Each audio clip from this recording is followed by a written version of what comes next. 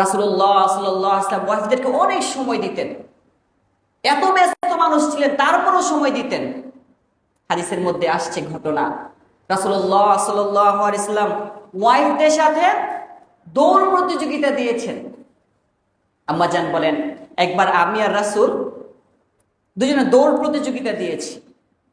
তো ওই সময় আমার শরীর খুব হালকা পাতলা ছিল।